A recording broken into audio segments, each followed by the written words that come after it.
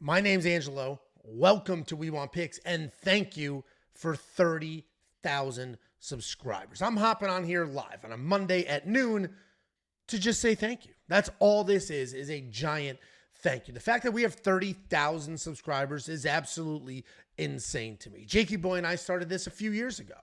Just a couple of guys talking about fights, breaking down fights. We had some more people then. There were 4 of us at the time. And then life gets in the way and people aren't able to do this as consistently as you need to do it to be successful. And Jakey Boy and I were the last 2 men standing. And here we are every single week breaking down fights, hanging out with you guys, trying to step up the level of entertainment, trying to step up the quality of our content, trying to make premium membership the greatest offering on the planet. But none of that is possible. We don't have the money to pay an editor. We don't have the money to pay somebody to help build out this website. We don't have the means to do anything that we do if it's not for you guys. So this is literally a thank you so much stream. I was supposed to be in Florida this week. This is my kids' fall break. We were supposed to be in Disney, just doing the family thing for about a week. And that hurricane is about to blow through. So I'm still off, but I'm home. So I said, let me go live. Let me hang out with the people for a little bit and say thank you. And I know I'm the angry grump of the 2 of us. Jacob's the young, fun one that bounces around and says crazy shit. And he understands the internet because he's young and cool. I know I'm the old, grumpy, angry one who may or may not have random diseases that Jacob makes up. But it's not lost on me. I appreciate every last one of you. And the sniping and the angry Ange stuff, well, that just is what it is. You're going to piss me off and I'm going to say things. But the reality is I genuinely appreciate everybody. Literally everybody. Not the random hate watchers who say nothing when we win and say everything when we lose, but the normal people who interact, who click the like button, click subscribe and hang out. You, I all appreciate. So genuinely, thank you so much. The fact that we got anywhere near here is crazy. And I'll just walk you through. We got some time to hang out. If you have questions, ask some questions in the live chat. I'll get to those. Let me just give you a quick history and how we ended up here at all. I managed professional fighters for a while. If I go back even farther, I wrestled the majority of my life. Then I started doing jiu-jitsu. Then I started training MMA. At one point in time, I'm like, I want to fight. And then ultimately, I'm like, I do not want to fight. But a couple people in the gym had some success, made it on the Ultimate Fighter, had some success, did well, moved to Florida to train an American top team. And during all of that chaos, it was like, and this was early 2000s, so the UFC wasn't quite what it is today. And people were like, hey, I need a manager. I need somebody to help me get fights and find sponsors and do all those things. Angelo, you're not an idiot. Can you help me? So then I was like, I guess so. And ended up managing fighters. And people were kind enough to, hey, Angelo helps me out. He's not a scumbag. He can help you out. And that just sort of word spread. I already was a huge fan of the sport. And then I had a little bit more involvement. Fast forward many years later, COVID hits, and the only sport that exists was UFC. Obviously, I have seen every single UFC event ever. I was already hosting big pay-per-view fight nights, and people would come over and watch the fights no matter what. But when COVID hit, I then started to consume non-UFC UFC content, meaning I went to YouTube to watch videos just like the ones that we make today. I went to YouTube to consume content. I was playing DRAFTKINGS with my friends more often than I was previously. And I would look at a fight card with a bunch of names we've never heard of when the UFC was at Fight Island. And I would need to do research. Who the hell is this guy? So I'd have to go to YouTube, searching the guy. I actually came across Fight Night Picks because they blew up during COVID. But I'll talk about that in a second. I came across Fight Night Picks. Would watch their stuff. Learn and see, wow, look at this content. I've never made a YouTube video before. This is interesting stuff. Then also during COVID, I'm home all day. I actually already worked from home, but now the kids were home too. My wife was not home. She works at a hospital. So she didn't have the luxury of staying home. So I was home. The kids were home. Started grilling a lot more. I think this is a relatable, I think most people did that were stuck home during COVID and whose lives didn't fall apart during it. Started cooking a lot more. I got a big green egg. I got the red version. I got a Kamado Joe. So I started doing that. Consuming YouTube content on how to make food on this ridiculous grill. Then I started making videos. I was like, you know what? I love technology. I am a nerd. So I can do nerd stuff. I love technology and equipment and shit like that. So I'm like, let me get a camera. Let me start filming this stuff. So I started filming cooking videos. And at first it was like not my face. just like my hands making stuff. Then I got more comfortable and I started talking to it. Then I started to become myself and like come out of my shell. And while all of this, while I'm getting more and more comfortable filming and making content and uploading it, I'm also diving deeper and deeper into the hole that is MMA YouTube. And at the time, MMA YouTube was like Fight Night Picks, Guru, that dude DFS by the numbers, some other dude in Asia somewhere. I don't think he does it anymore. And I think that's about it. There wasn't a lot of people. But Fight Night Picks were the only people, actually the only two in that group that really were doing things differently were Fight Night Picks and Guru. Guru was live every single day. Literally every day, just live for hours and hours and hours. That's how he got as big as he is. He blew up during COVID. He got massive during COVID because he was just live all day, every day, interacting with people. Fight Night Picks blew up because they put out high quality content. There were no shortcuts taken. So while there were some other people that existed on MMA YouTube, lots of shortcuts. Lots of just, here's Tapology in the background. I'm just going to run through this, say some bullshit and move on. No entertainment, nothing. But Fight Night Picks, they had like a script. The dude had cue cards and notes and was reading it. And he had custom graphics. And they were doing it the way that you should do it. And so now we're getting through COVID. I'm pretty much only watching them. I'm doing DraftKings fantasy with my buddies. I'm still watching those breakdowns. I start doing my own research. It's me, Jacob, some other people. Jacob moves to Texas, spending more time together, doing all these things. I'm like, we can do this. We can make our own show doing this.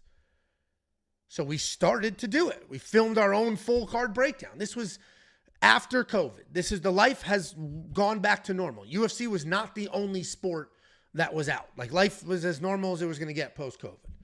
So we started after COVID, and it was in 2021 that we really started doing stuff, early 2021. And we just started to find our comfort. We were filming it on Zoom, and then it would take me, if the show took 3 hours to record because there was 4 of us, then I would have to go back, watch all 3 hours because I didn't have notes on timestamps when people would mess up. So I would edit it all, upload it. It was exhausting. I was up till 2, 3 in the morning every single time we did this. Then we slimmed down, just Jakey boy and I. Jacob's like, we should do this live.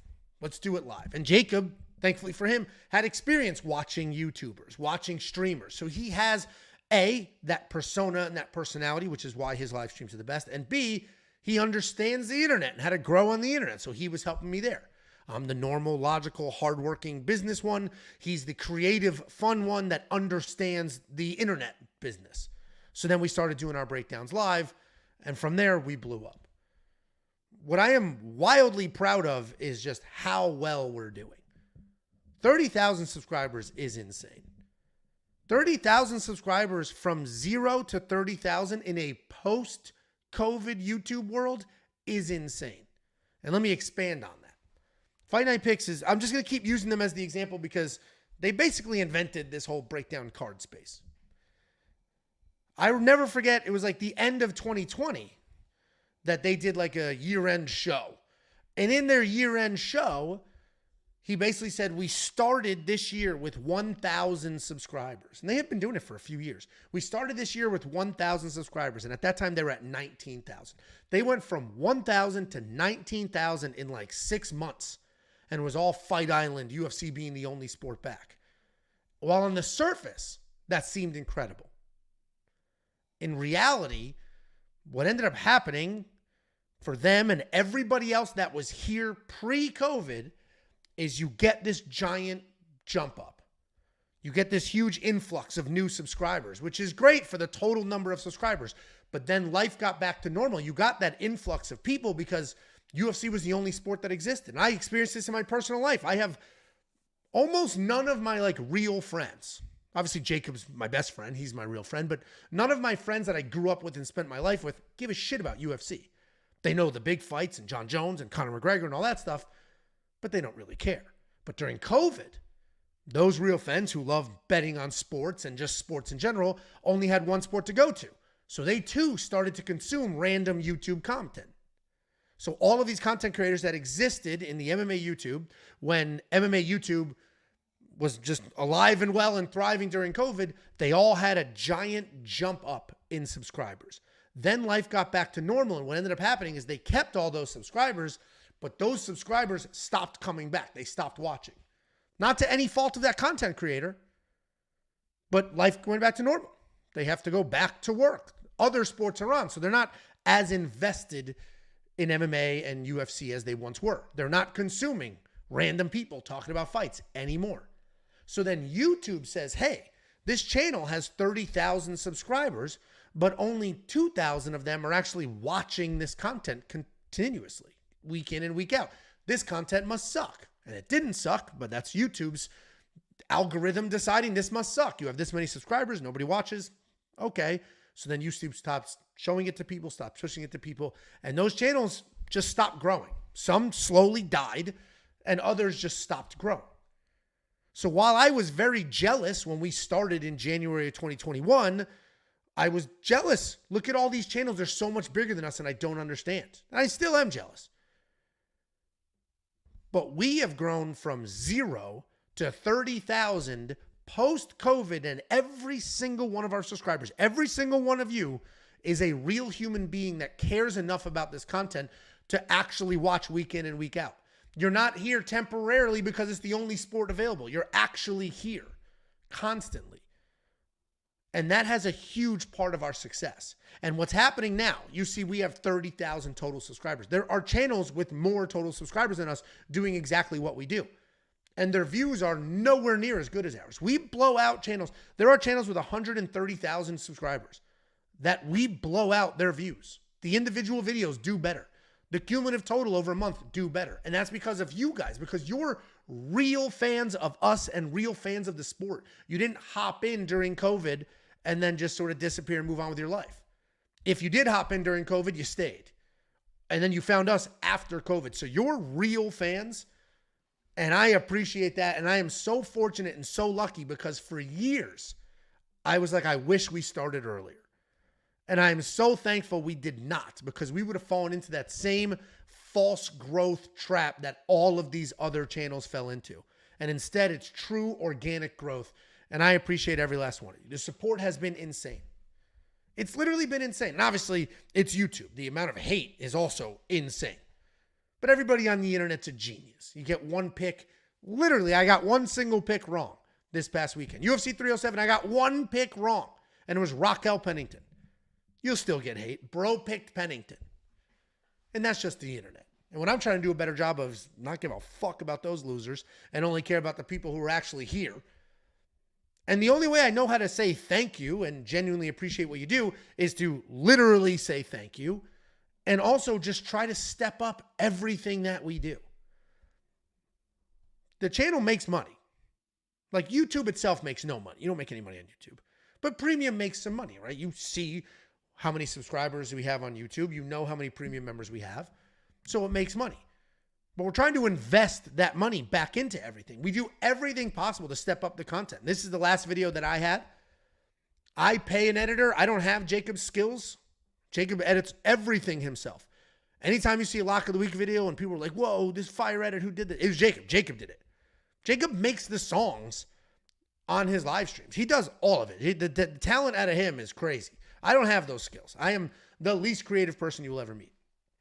So I got to pay somebody to edit my vlogs and edit these videos. But I can afford to do that because of premium, so I appreciate you. But what we're trying to do, the point here is I'm trying to step everything up. I'm trying to make it so nobody will ever catch up to us, ever. And I'm trying to step it all up so we invest in content like this video. If you haven't watched this video, watch it. It's a literal masterpiece, straight up. We invest in premium.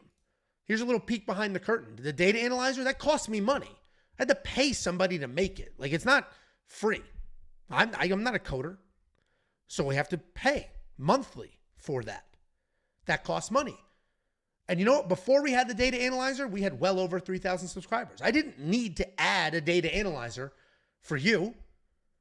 You guys were already getting the greatest value in this space. But I said, we need to add more. We need to make it better. So we pay somebody. Built the data analyzer, added that. The line movement tracker, same thing. That cost me money. The prop hunter, That's included in some of the other stuff we do, but it costs money. The optimizer, we have to lease that. That costs money. So where I'm going with this is I'm trying to express my thank you and my gratitude. And the only way I know how to do that is to make the free content on this channel as good as possible and to make the paid content on the premium service as good as possible and continue to enhance it. That's it. That's it. I want anybody who comes here, you could think I'm an idiot. You could think the picks are bad. You'll trash take. This guy loses. But I hope you left that video with like, well, that was at least well done. That wasn't some lazy Tapology bullshit. Or if you become a premium and you go to the website, like, this is nice. Josh makes the website. Josh has all the design. I mean, I've basically empowered him to do whatever you want. You know better than me, and he's done an amazing job with that. And we are all on the same page. Me, Josh, Jacob, the core three. And then the pick doctor is help building all of these tools. I'm not going to say his real name. Help building all of these tools. We're all on the same page. Give the people the greatest possible product on planet Earth, and they will stay, and they will appreciate you, and that's how you show you appreciate them. So I thank every last one of you for everything. I will continue to do my best to make phenomenal content, at least what I think is phenomenal content. If you have ideas on what we can do to help elevate premium, help elevate the content here on the channel for free, let me know, because that's all we're looking to do.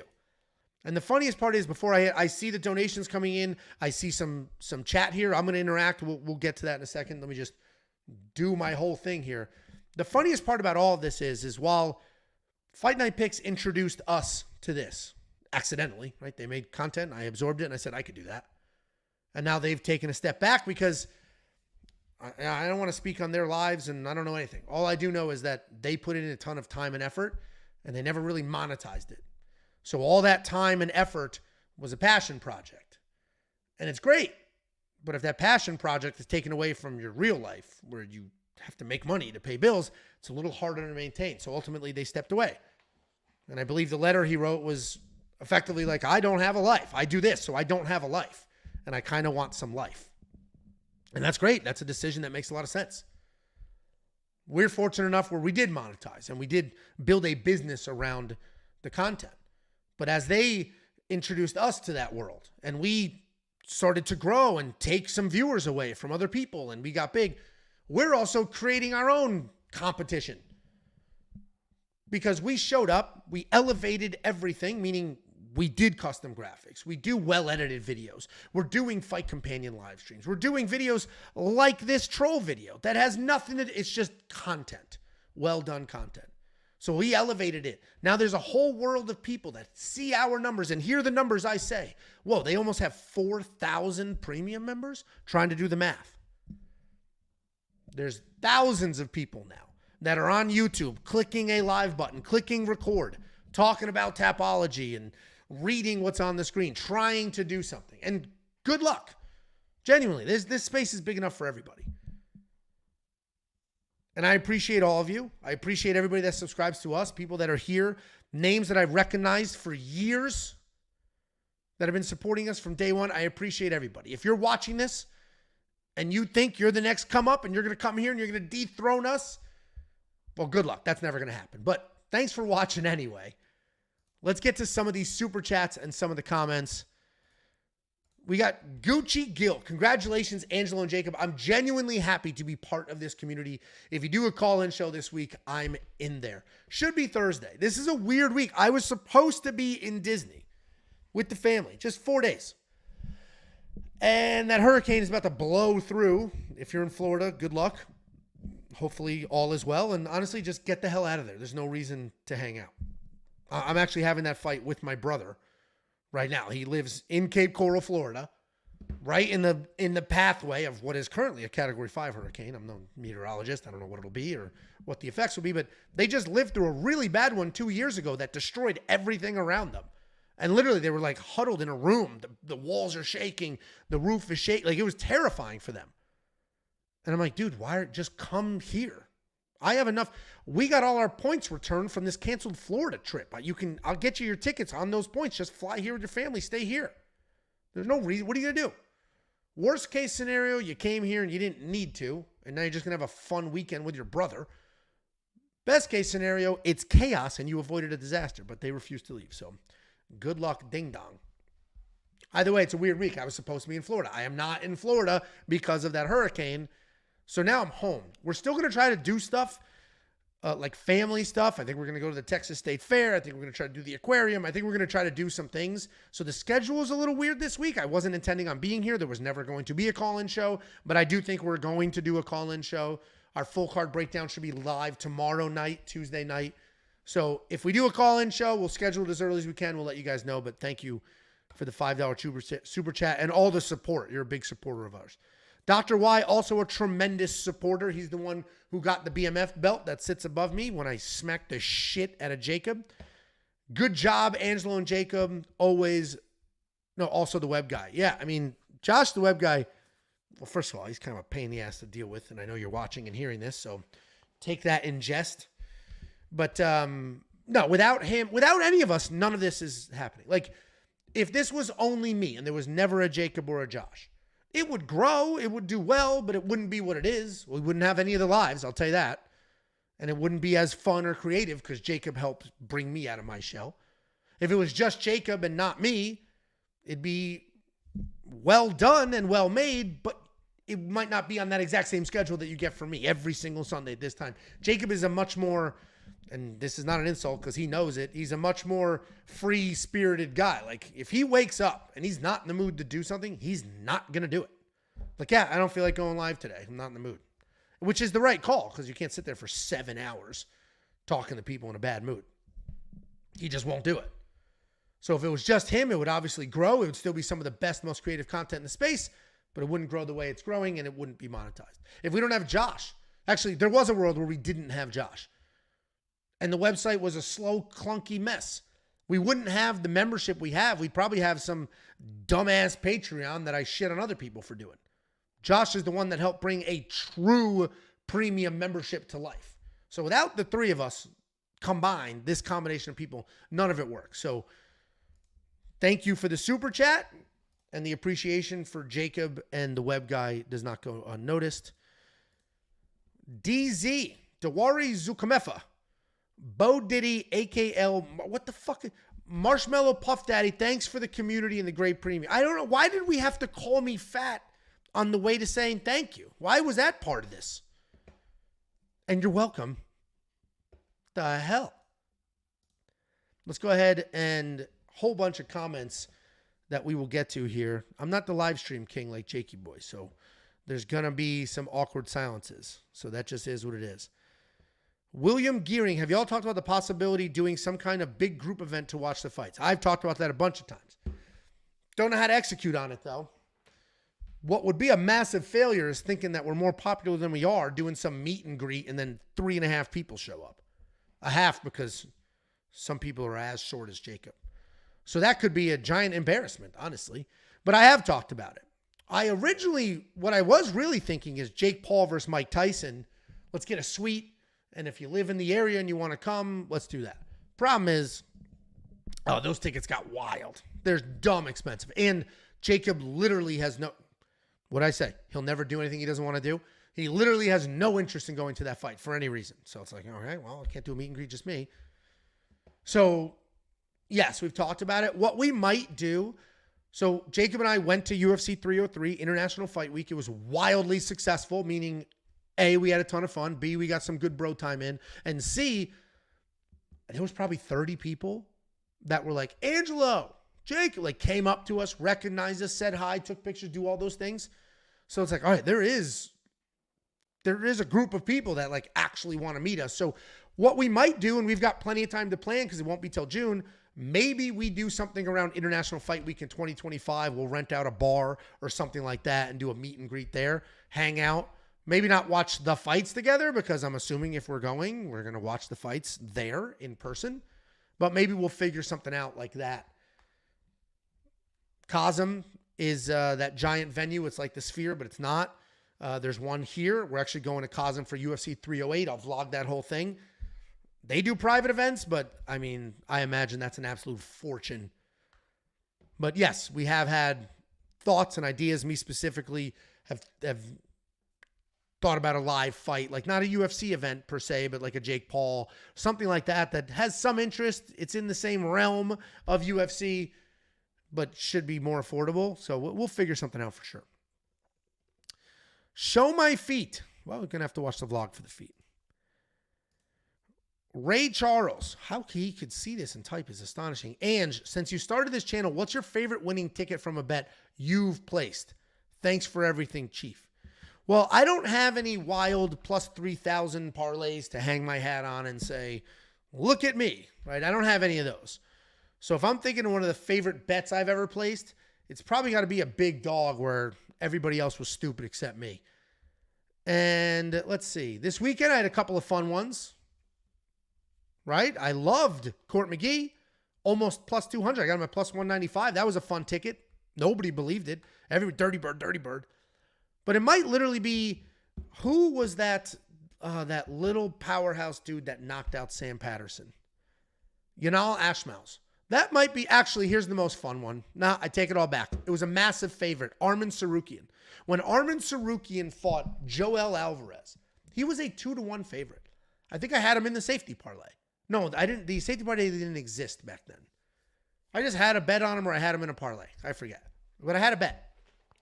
I got an enormous amount of hate. That was actually my first introduction to the internet is full of weird losers. And these weird losers were diehard Joel Alvarez fans, like diehard Joel Alvarez fans. And they were attacking me for picking Arman. I was like, Arman's just going to take this dude down and beat his ass. And people were like, you don't get it. You're an idiot. You don't get it. Non-stop. Even normal people. And I could tell they were normal by their responses. They were like, Angelo, you seem like a pretty logical guy, and I appreciate that, but Arman's not going to win. Here's the reasons why he's not going to win. Then I'd be like, dude, Arman's going to win. And then they would be like, you're a fucking idiot, man. So people hated that Arman over Joel Alvarez pick. And so I had family visiting in town. And I'm in the back of a minivan because we're in town, whatever. I'm literally in the back of a minivan watching on my iPhone like this, and Arman just bloody mauls Joel Alvarez, and I'm laughing. I'm loving every second of it. Like, these guys are fucking idiots. Everybody who ran their mouth, you attacked me. I put out a normal, logical, thoughtful pick, and then you attacked me. So I was loving it. That's probably my favorite bet of all time. Betting on Arman, doubling, tripling down, arguing with strangers, and being that wildly correct. Especially when you can't be correct all the time. What else we got here? Joey Rock, congrats on 30K. Premium member for the past 6 months. Your content is a cornerstone of my research each week. Well, I appreciate that. I take this all very, very seriously. Like, everything is important. The Sunday morning videos, do you know what a pain in the ass those are for me to do? The Sunday morning videos that helped with our growth a ton. I think that video and Jacob's lock, the three most important videos on this channel are my quick picks on Sunday mornings, the live stream we do together because our dynamic is what makes us different, and Jacob's lock of the week video. Those are the three most important videos that we do. Those three videos account for 90% of our new subscribers. So that when I started doing that quick pick video, I think it was before Jacob started doing the lock of the week, the growth sort of jumped. And I have never missed the Sunday morning quick pick video. Actually, one time I think I had to upload it Monday. I think so. No, it wasn't. I forget. There was one time where it was a little late when I had in wildly hungover, insane diarrhea, and we went to the water park. Anyway, it's a pain in the ass. Where I'm going with this is your content is a cornerstone of my research each week. And I appreciate that very much because it is a pain in the ass for me to film the Sunday morning video. I need to be of physical, sound, mind, and spirit and body to film it on Sunday mornings, every Sunday morning, no matter where I am. And B, I need to be prepared to film that, which means all the graphics, 3 graphics for every single fight on the card, all of my notes, all the picks, the website. It's a pain in the ass. And I can never just be like, I'm tired today, I'll do it tomorrow. So I appreciate that it's part of your routine and a cornerstone of your research because it is the most grueling video I do. By the time Tuesday comes and Jacob and I are live, it's easy breezy. That Sunday video is a real pain in my ass. This Sunday, for example, Saturday, we're going to the Texas OU game. Not the actual game, but we go to a watch party every year at Legacy Hall. We rent, it's on a balcony. We rent a big VIP section with some couches. We invite a whole bunch of people and friends, and we drink our fucking asses off. We drink the amount of alcohol. I hate this camera. This whole follow me nonsense it's cool. And there's times where I've used it where it like made sense. The problem is, even though I turn off the follow me, it just turns itself back on. It's so fucking annoying. Anyway, I'm probably going to drink gallons of vodka on Saturday. So filming a Sunday morning video is going to be a little tricky. I think what I'm going to have to do is film it ahead of time. So the UFC Vegas 99 quick picks, I think I'm going to film that on Saturday before I get blackout drunk. And then on Sunday morning, if I feel better than I think I'm going to feel, I'll film a new beginning. But if I don't, I'll just push out what I got going on. So I'm glad it's a cornerstone of what you do because it's a lot of work. Let's see. From cooking videos to UFC. Literally, the cooking videos are what gave me the confidence and experience to actually do this. It's not easy to come on here and talk. Like, it seems easy. I'm just looking at a little camera about this big, just talking to nobody about nothing. But it's not.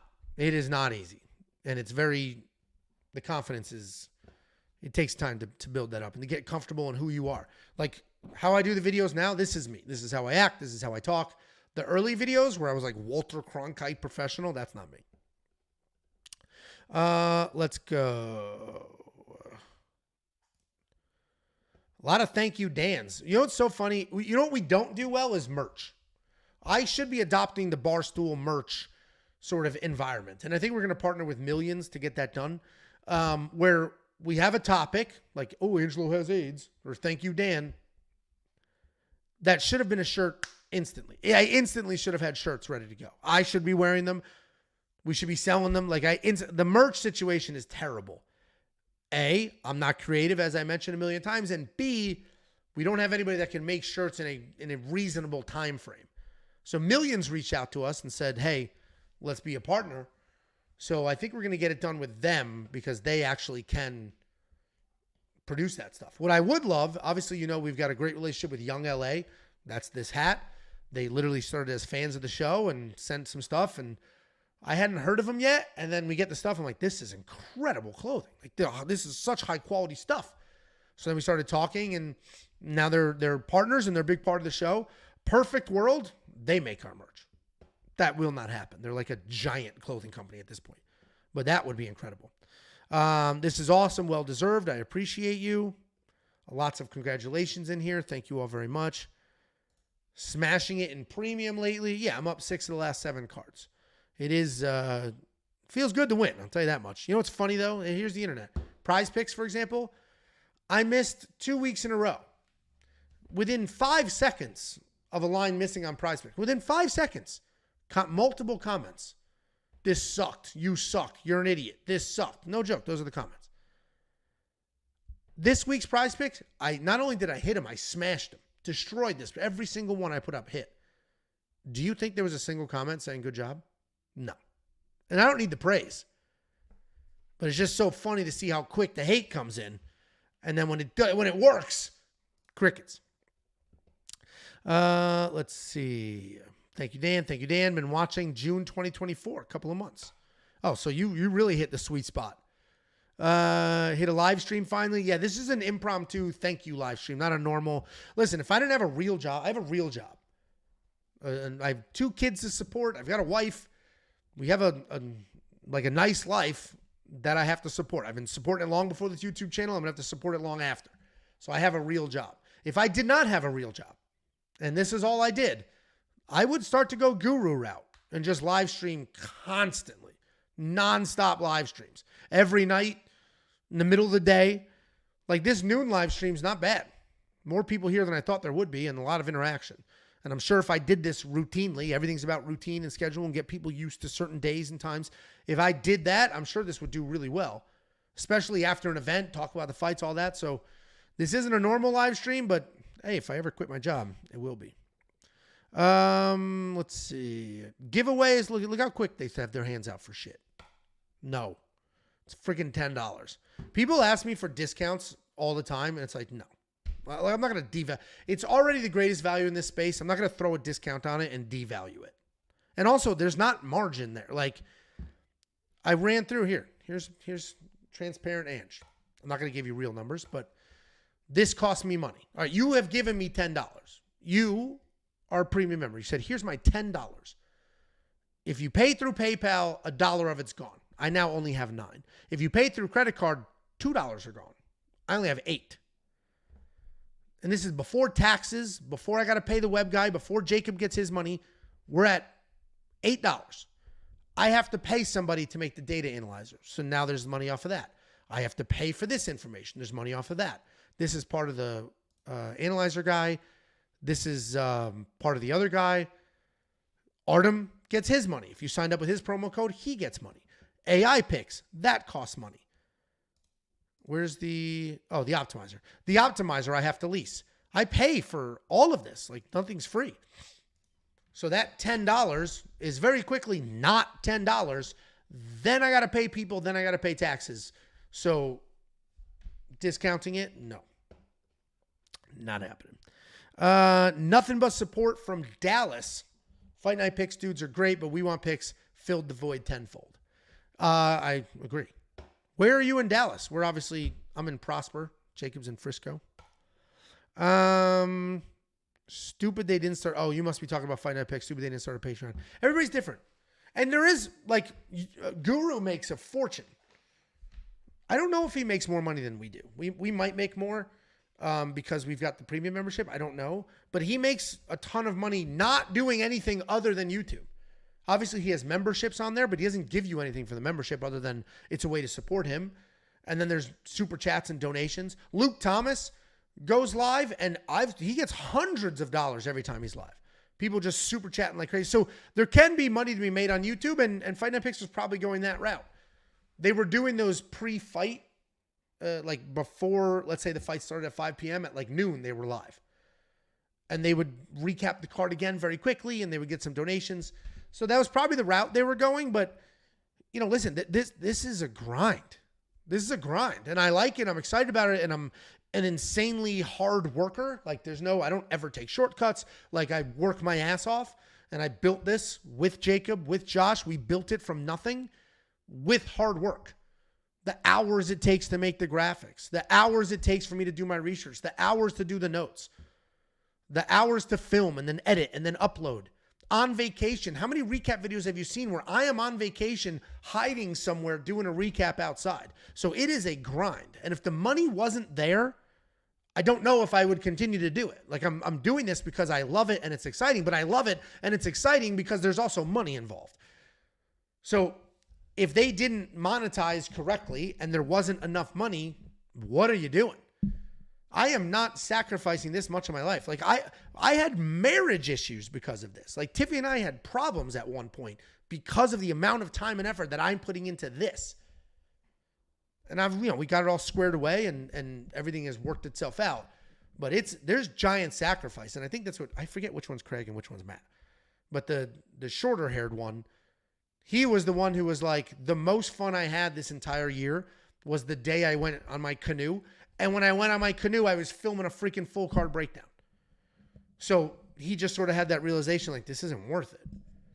Which that's not going to happen to us because we've built a business and we're growing and you get obsessed with the numbers. Jacob, I texted him. Hopefully I'm not sharing too much. I texted him yesterday. So Jacob didn't live stream and he didn't watch the fights with me. He just chilled at home and I watched the fights. And so I asked them yesterday, we're coming off UFC 307. UFC 307 had controversy, sketchy ass judges, sketchy ass ref. The crowd was a very excited crowd. There were some interesting fights. And so I was like, do you go crazy? Because remember he didn't come over for UFC or Noche UFC either, but then he threw out that recap video randomly. I assumed that was like, all this was just bubbling up and he wasn't live to just spew his thoughts. So he had to do a recap video to get it out. I watch with people, so I get it out while watching, and then I film recap, I get it out there. So I asked him yesterday, did you get it out? Do you need to, do you feel weird when you don't live stream and get it all out? And he was like, no, he's like, I just bottle it up. I just hold it inside. It just is what it is. And it's just interesting because watching the fights, making the content, doing all of that, it does wear on you. Luckily, we're obsessed with the growth. And the comment Jacob made was, his lock of the week missed. And it was Jose Aldo, and it was a bad decision, and it is what it is, right? The lock of the week missed. But he was like, it does feel, because I said when I can't get it all out, I like it eats me alive. And he said, no, I just sort of swallow it. And he's like, but it does feel like we have no subscribers and we have no premium members. It just feels like we have nothing after a bad night. So there are wild emotional highs and lows. And there have been times where I was like, this isn't fucking worth it. But you just can't let the weirdos win. It's only the hate. The hate is what does it. So no, I'm never going to get frustrated with support. It's only the hate that does it. Because there are people, Jacob said it best. He was like, I know when his lock of the week views spiked for the Matt Favola fight, he was like, I know there are hundreds of you hate watching me right now. Hundreds. And after he said that, it's like, that is crazy. People showed up literally waiting to hate. So that eats on you. And if they started to experience some of that and weren't making money, then yeah. Fight Foods vlogs are great also. I appreciate that, Jeremy. The Fight Foods vlogs are another. It's interesting. So earlier I was talking about how many views we do, and the views are astonishing. We blow away much larger channels than us for our total views, which just means not everybody has clicked the subscribe button, and people who have clicked the subscribe button on their channels aren't routinely coming back to watch their content. So Josh, the web guy, reminds me all the time, views is the most important stat, not the total subscriber. Views matters more than anything, and he's not wrong. Unfortunately, you do get obsessed with the subscriber count, but views are the only thing that matters, especially if you're smart. Like if I'm reaching out for sponsors, which we don't really do because we're sponsored by Premium essentially. But if I'm reaching out to sponsors and they're smart, they don't care about, you can buy subscribers. You can't buy views, or you can, but the money will never be worth it. So anyway, Fight Foods vlog is great. It's a passion project. The views on our channel overall are phenomenal. The views on the vlog suck. And I don't know why. That's awesome content. For F's sake, it's awesome content. And it's a real look into like who we are as actual people. You actually get to see my life with the kids. I cover my kids' faces because what kind of weird psychopath doesn't do that? You don't need to see what my kids look like. But we get to film that and do all that. My whole day, every minute of the day, film. And then I get 2,000 views. Damn it, people, start watching the vlogs. Thank you, Jeremy. A couple of super chats. $4.99, won't lie. I like the third leg option to the safety parlay. Sometimes nice to toss in a quarter of a unit and a little extra despite the pissy comments if it misses. Yeah, no, I appreciate that. And 3-leg parlays haven't been very successful for me. But no, I mean, the problem is, here's the problem.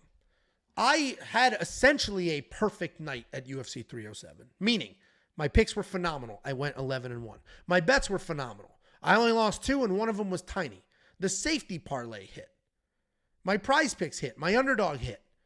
So it was a wildly successful night, but you just counted 5 different things that have to happen for it to be a good night. So I could have, it actually happened at UFC 306. The picks were good. The bets were good. I was up money, but the safety parlay lost. Do you think people were like, great picks, good bets, Ange? No, they all went here. Oh, happens to be the middle finger. They all went here.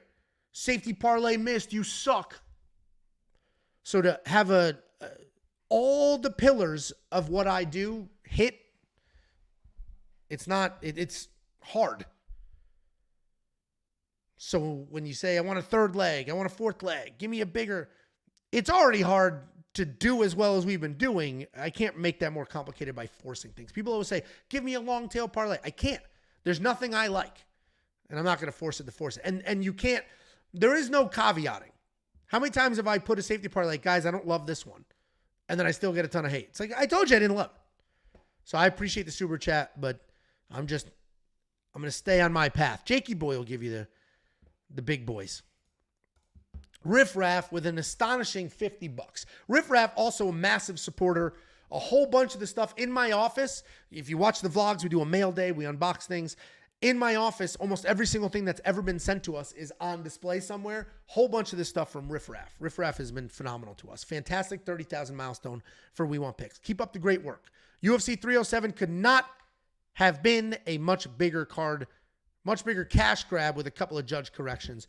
All the content creators in this space have haters, but WWP, the ROI, the value cannot be denied. I appreciate that. I mean, we are also educating people as we go. We're growing like crazy. The sport is growing. Sports betting is growing. We have people watching us that have never bet on a fight before. They don't really know what any of it means. So I try my best to be normal, to be logical, and to explain it. ROI is one of those things that's hard to explain. And I got this comment yesterday, literally yesterday, where I was like, I had a great night. Safety parlay hit. All these bets hit. The only bet I missed was a Raquel Pennington parlay, and she got screwed. And I had 4 units out the door. So I spent $400. A unit for me is $100. I spent $400. I got back $5-something, $550, $530. So I made $100 and something, 1 point something unit net profit. And of course, somebody's like, 1 unit profit, you didn't kill it. The return on investment was 29%. Some of the most successful gamblers in history, sports bettors in history, their true ROI, not individual event, but overall ROI is like 7, 8%. 10 is phenomenal. 10% long-term ROI on betting on sports is phenomenal. And we're crushing that for the most part, crushing it. So there's a lot of education. So you say We Want Picks' value and ROI cannot be denied. I agree with you. We need to educate people as we grow, as they grow, as sports betting grows, what ROI even is and why a unit of net profit on only 4 units out the door is actually phenomenal. So I appreciate the super chat, all the support and everything you've ever sent for the vlogs. Dr. Y, another $1.99. You got lucky because Aldo won. See, look at the hate. The hate from a love. This is hate from a guy who supports us. You got lucky. All right, dickhead, you're going to play that game? We're going to play this game? First of all, I had no money on Mario Batista. Second of all, I went 11-1 on picks. So if you think Aldo got robbed, well, then you also think Raquel Pennington got robbed. Let's swap those two, asshole. I'm 11-1 on picks either way. I always appreciate the support. But see, the call is coming from inside the house. And the house is supporters. It's unavoidable. Back to this shit. Chris Riley. Congrats on 30K. It's been fun to watch the channel from the start and seeing where it is now. I thought this was a call-in show, but I guess not. Thanks for all that you do. It is not. Chris Riley deserves a massive thank you for everything, too. Because Chris Riley is the one who opened my eyes to, oh, you can make money. Because Chris Riley, if you don't know, depending how long you've been watching, he used to work for a DFS company called Monkey Knife Fight. They're like a Prize Picks or an Underdog Fantasy. They got bought by Bally's, and Bally's was like, all right, we're going to focus on other things. But as part of that, Chris Riley's job was to set the significant strike lines. So if you think Prize Picks and you see the significant strike lines, there's a human being that sets those lines. It's not a computer. For Monkey Knife Fight, it was Chris Riley. He set the significant strike lines. And in order to set the lines, he needed to be familiar with the fights and the fighters and how they would go. So he would watch videos on YouTube to learn about the fighters. Like, okay, is this guy busy? Is he not busy? He would look at the stats, of course, and then get some insight on the matchup. He came across our stuff, loved it. He sent me an email. I'm Chris Riley. I work for Monkey Knife Fight. I want to talk to you. You guys are phenomenal, and I think maybe we can work something out. So then he put me in touch with their marketing team. Something is happening to my contact lenses right now. Holy shit. I'm also working on like 4 hours sleep in the last 48 hours. Anyway, so we got an affiliate deal with Monkey Knife Fight. Our very first ever affiliate deal. We got money for people to sign up, and it was great. And then I was like, we could do more of this. And that's when we started to get all the other affiliate deals. So Chris Riley helped send us down the path of like, whoa, this could be a business. So I'll always appreciate Chris and everything he's done there. He's also taught me a ton. Chris used to work at sports books and stuff like that. So he understands this sport more than most. And he has helped sort of guide me through a lot of that logic. My mom thinks you're cool.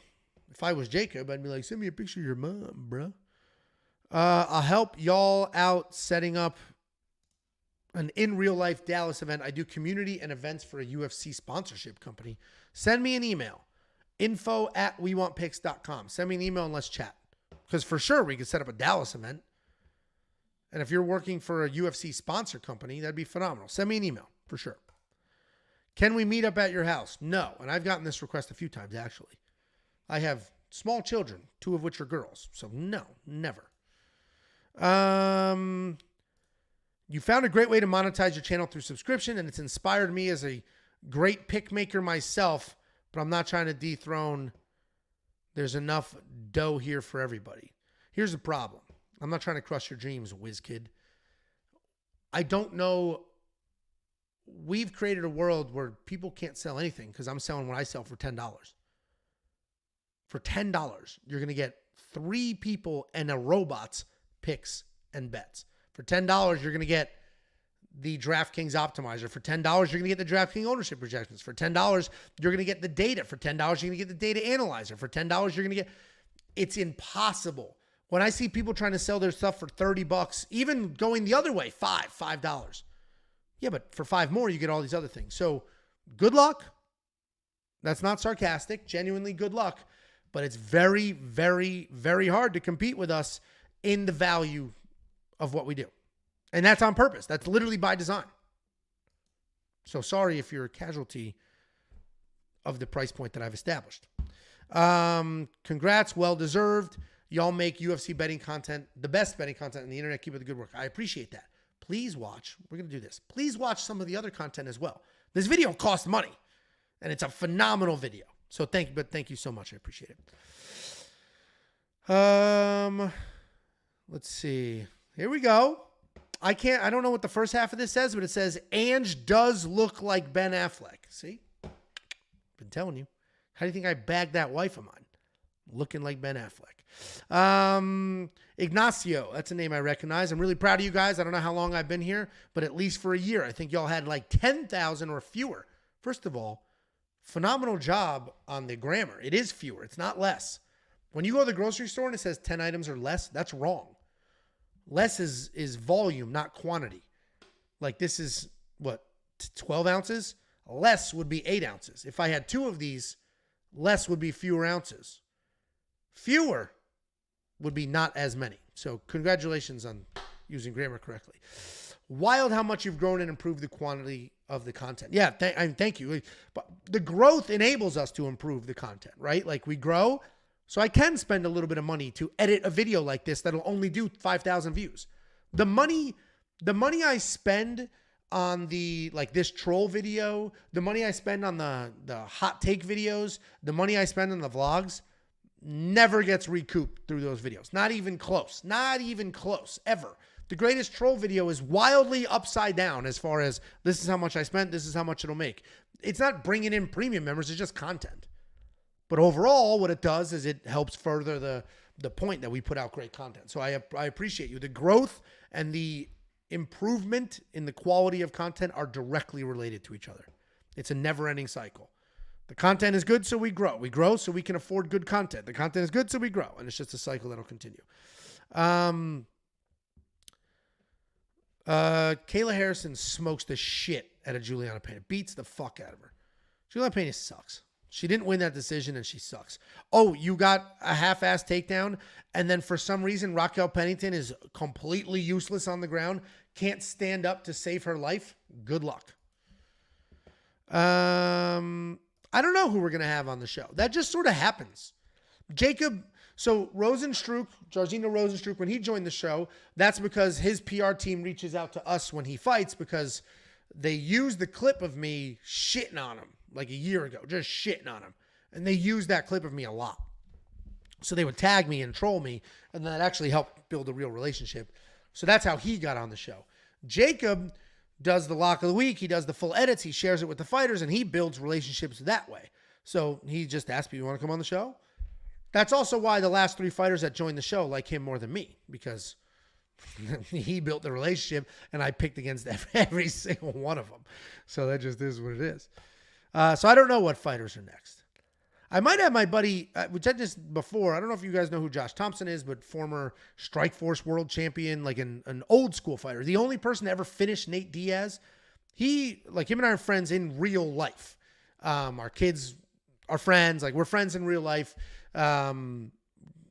So I might have him on a show. He's got his own podcast, 100-something thousand subscribers. So maybe I'll have him on a call-in show and you guys could ask him questions, but you'd have to be old school fans.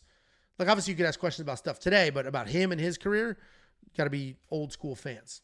He was in the UFC before the UFC had a belt for that division. Let's see. See, here's a hater loser. Hey guys, thank you so much. We got 30,000 subscribers. Fade of the week. A, I'm not Jacob. B, I dominated last week. C, what the fuck? What is the point of this comment? That's the internet. I aspire to be like Angelo one day. Suburban dad by day, gritty MMA better by night. It is funny. I don't really fit in here. I love my life here. Like I love all my friends, my neighbors, even the troll from this video. Absolutely love everything about it. I spent all night at his house last night drinking whiskey, watching the Cowboys game. But I'm not really, I wouldn't call myself, I am literally a dad in the suburbs, but I don't know if I'm a suburban dad. Let's see. Gallons of high noons. Correct. Congrats, Angelo. Your channel helped me slowly get my friends into UFC. Now they're quoting your picks before I even get a chance to watch the videos. The evolution of the channel is much deserved. Thank you so much. Genuinely appreciate it. Genuinely.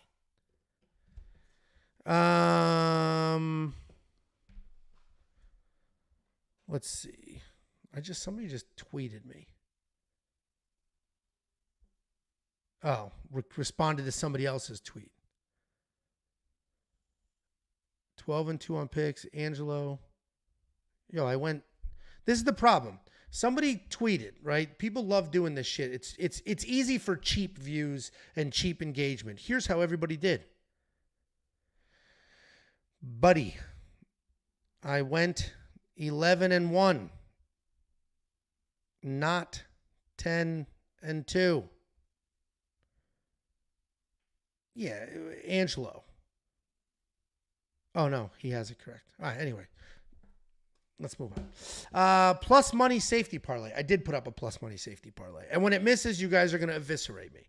And then when I put a minus money safety parlay, this is the parlay. I appreciate that, though. It is a plus money safety parlay. All right, let's keep going. Do need me some We Want Picks merch. We have merch. It's just shop.wewantpicks.com. What we don't have is like the timely cool kid merch that we are working on. We're going to get that going with millions. If you're not creative, make a viewer design contest. Oh, you're talking about merch. Well, that's what millions is going to help us with. Look, here's a weird hater. Guys, I found the loser hater. Angelo has AIDS is by far the corniest, annoying, childish joke. I honestly don't know how people have fun typing it out. Joking about it isn't funny either, but shout out Angelo for everything. Oh, I'm sorry. I thought you were shitting on Jacob for making the joke. You were shitting on the people in the comments. It's just a joke. I don't actually have AIDS. Jacob just said it one day to be funny, and then people latched onto it. I don't mind at all. Yeah, I just called you a loser hater. My bad. I thought you were shitting on me, and I will attack. If I feel like you've attacked me, I'm an energy matcher. I match energy. That's what I do. If you come at me hot, I'm responding hot. And that you come at me level and easy, like, hey, whatever, then that's how I'll respond. So that's why I do get a little riled up. Great channel. I've been here since 2,000 to 3,000 followers. Congrats, guys. Well, thank you, Venetius. Let's see. It is bizarre to me how many people love Tatsuro Taira. People are obsessed with Tatsuro. Like, what has he done? I mean, obviously, he's undefeated. But as far as I'm concerned, he's untested. What's his big win? What's Tatsuro Taira's big, huge, magnificent win? I know what Brandon Royval's is. He just beat the former world champion. Beat the shit out of him. What is Tatsuro Taira's big win that he is everybody's favorite pick this week? That's a genuine question. This feels exactly like Kevin Holland versus Roman Dolidze. I felt like I was the only person on the planet, and then Jacob agreed with me that thought Roman, it's like Roman wins this fight, right? Like, what am I missing? And this feels similar. Who's the next fighter you're going to have on the... Oh, I already answered that one. Or did you... You must have asked that twice. I don't know who that is. I don't know who MMA Joey is. But thank you. If this is what streaming is, it's not that hard. As long as you guys are talking, then I can talk. Where streaming is difficult is when nobody's talking. And if I don't have a story to tell, what the fuck are we doing here? $4.99. Won't lie. I like these. Oh, my bad. I'm behind on the chat because I'm very wordy. I ordered a shirt when John Anik was going through them. The shirt quality wasn't really good. John Anik. The next shirt I got was better when he wasn't getting it. Oh, you're talking about Millions. Jacob just got a bunch of shirts through Millions. And he said the quality was fantastic. He literally bought the Witch's shirt. I forget what her name is. He bought her shirt. And Adrian Yanez's shirt. And he said the quality was great. Got to pay Minty too. Guys just pointing out all of our expenses. Anybody who makes content gets paid for their content. North Dallas off 75 near 635. Yeah, I don't know where that is, but I'm also new to this area. Guru has zero overhead. You're actually running a business. They're very different models. He's a streamer, and we're running a business that involves YouTube. Very, very different. I mean, his growth has been insane. People want to hate on him, and go ahead, hate on him for his content, his opinions, stuff like that. Fine. You can't hate on his grind. Like, I get a lot of credit for my grind because you're never going to go a Sunday without a video and all that stuff. Dude, that dude, I don't know how he has a life, and he might not. I don't know how he has a life because, first of all, he's already in a very unfavorable time zone to be a UFC fan. He has to be up till 3, 4 in the morning watching these fights every week, live streaming them till 2, 3, 4 in the morning, then recording a recap video, putting that up, then the next day going live. Like, the grind is crazy. Again, hate him all you want for the things that he says and how he says and all that, but the grind, it's undeniable. Where is Jakey boy? He didn't want to, he's got a real job and real, like, we both have real jobs. I'm actually just off today. I was supposed to be off the whole week, supposed to be in Florida, but that hurricane screwed that up. So I said, hey, I think I'm going to go live just to thank everybody for 30,000. You want to join? He's like, I can't, I got work. And I was like, I can do it a different day. So we do it together. Like, I don't want to take it away from, like, if you also want to do this, I'm not trying to take it away from you. And he's like, no, we'll go live Tuesday night for the breakdown. I'll do it then. It's like, all right. So that's where Jacob is. They are Canadian, too nice to ask for money. Well, that's why you don't ask for money. Nobody's saying, please give me money. We're saying, if you want, you can buy this phenomenal service that we offer. It's a very different conversation. Let's see.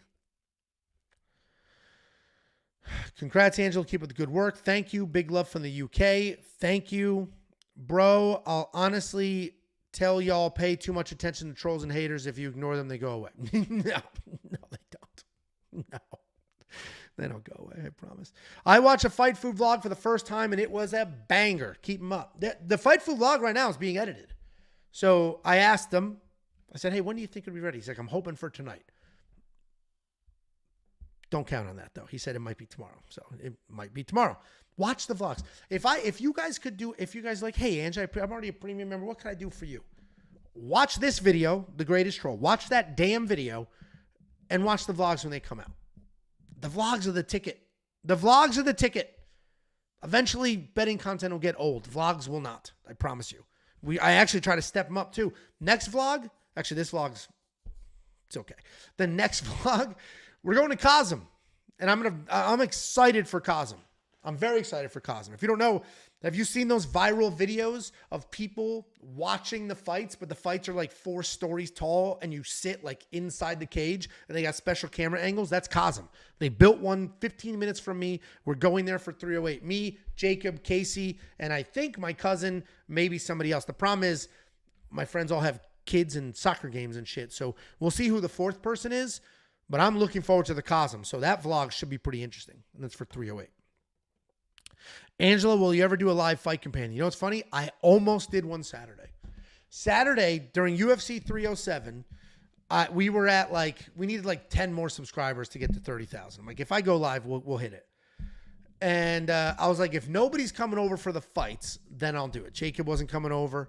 My normal crew of people, 2 neighbors had different obligations. One wife was out of town, so he's like, I'm not going to bring the kids to your house till 1 o'clock in the morning. My other buddy was out of town. Casey had some other thing to do. Like, it just, all the stars aligned where I'm like, oh shit, no, I might just be watching these fights by myself. And I said, if I'm going to end up watching these fights alone, I'll do the main card, a live stream from the couch, sitting feminine. People love to point out how I sit feminine. And then Bo came, so I didn't do it. I almost did it, but I didn't. Congrats on 30K. Thank you so much. Yeah, I mean, that's the people's problem, because this is first of all, this greatest troll video is 12 minutes. I mean, you could watch a 12-minute video. Congratulations. Is that the actual riffraff? I don't know. I assume not. But Jacob sings the songs, and he's very supportive, as if he was a famous musician. Let's see. Lots of cursing about Mario Batista. We are all waiting for tip. Yeah, I'm not doing it. That's a Jakey thing. If he was here, he would do it. Yeah, here we go. Chris Riley expanding on my ROI breakdown. If you can hold a 5% ROI lifetime, you are crushing it. And that's the education that we're like trying to bring people. Like, here's perspective. Here's perspective on what gambling actually looks like long term. I'll tell you what. I'll show you. I'll tell you what my ROI is on the year right now. Let me pull up my spreadsheet. Oh, I didn't update it. 4 units out, 5.1483 in. There we go. 4 out, 5.1483 in. My ROI this year is 13% for 2024 so far. There you go. I'm crushing it. It's all the young folks that complain. Older folks get it. Angelo, you haven't won a safety parlay all September. See, like, okay, loser, beat it. I just hit the safety parlay 2 nights ago. Fucking absolute dork nerd. Thank you, Taylor. Thank you.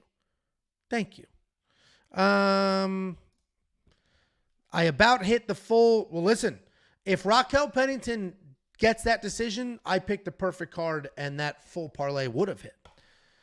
30K, Angelo, been watching. Keep knocking down the haters like Poetan knocks people out. Thank you so much.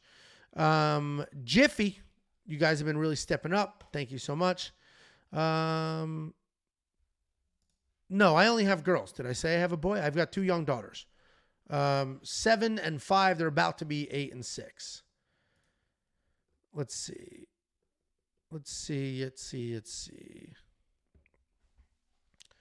Why did you let go of Running Mouth? We didn't let Running Mouth go. Running Mouth, here's the thing.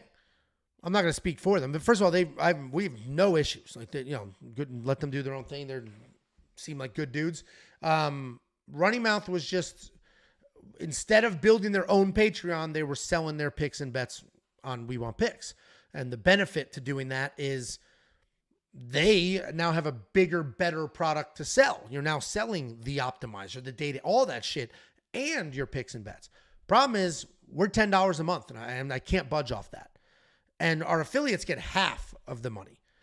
Keep in mind, I have to pay the credit card processor, pay PayPal, I have to pay for the optimizer, pay for the artificial intelligence, pay for all that shit. So we keep $5, they get $5. And I don't even get $5 because all of the things I just mentioned. So I think ultimately they looked at it and they're like, we're getting $5. If we go start our own Patreon, we can charge more and keep more. So that's why they went that route. That's fine. Everybody's free to run their own business. It's just a harder sell. Asking people, and this isn't to them specifically, this is to anybody that has a Patreon, saying, hey guys, sign up for my Patreon. It's $5, $10, $30, whatever it is a much harder sell to say, please pay for me and just my picks. Because you can't put tools on a Patreon. It's a Facebook page, essentially. So then when you combine the broader We Want Picks website with tools, interactive data, and all that stuff, it's a much easier sale because it's a more robust solution. So they just went the Patreon route. Like, we were their vehicle to membership. And then they said, I think we're going to go Patreon. I assume it's to keep more of the money. So no issues there whatsoever. I actually hung out with him in real life at UFC 303, and cool guy. Let's see. Do you think you could have a raffle where chat could win a signed Dakota Cochran DVD? I don't have a signed Dakota Cochran DVD to give away. Is this a question because you have one that you want us to raffle off? People love giveaways, but I don't have that to give away. Let's go. Congrats on 30K Cubs. Seriously appreciate the breakdowns every week for the past year and a half. Well, thank you so much. Angela, what's your odds for a fight coming up this weekend? See anything good dogs to grab early? Or favorite odds? Yeah, I already... Let's see. Did you watch the breakdown, bud? What the hell am I waking up after an hour of sleep to film a Sunday morning breakdown to answer this exact goddamn question, only to have you ask it here in the stream? I bet on Brandon Royval at plus 170. Those are the odds that I love. There is your answer. If you do make shirts, make a slug fight. A perfect example. Slug fight. Rare Angelo live. I'm actually technically live multiple times a week, but yes. I debate doing the recaps live, but I'm exhausted. Like those, there is a decent amount of editing in those because I'm tired. I usually cough like crazy because my throat is shot.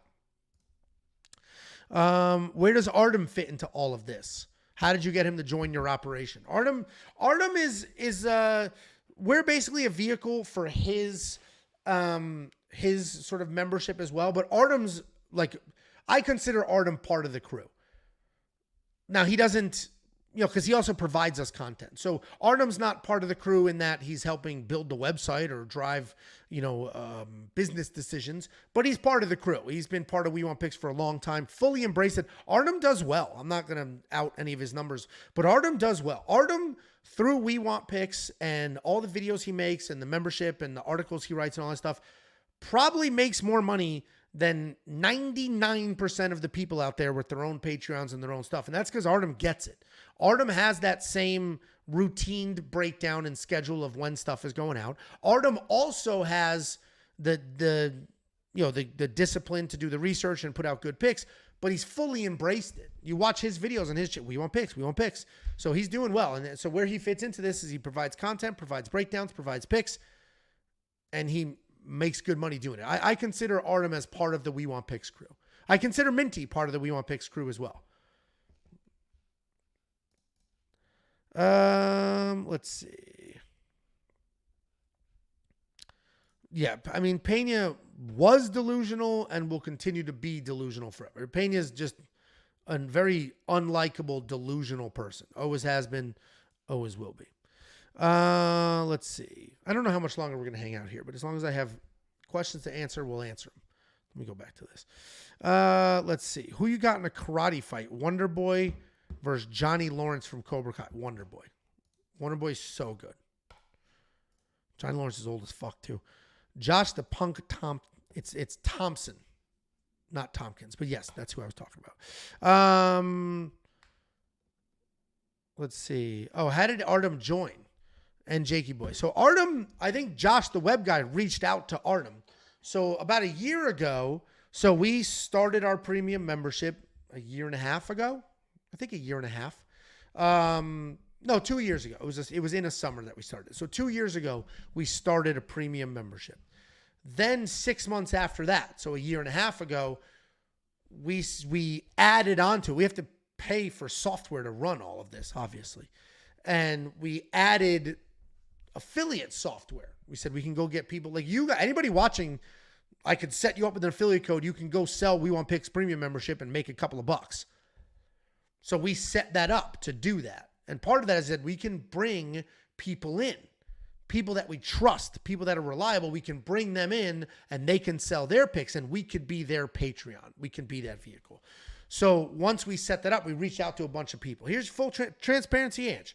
We reached out to a bunch of people that were in the space already saying, hey, instead of making some dumb dick loser Patreon, sell your product through ours.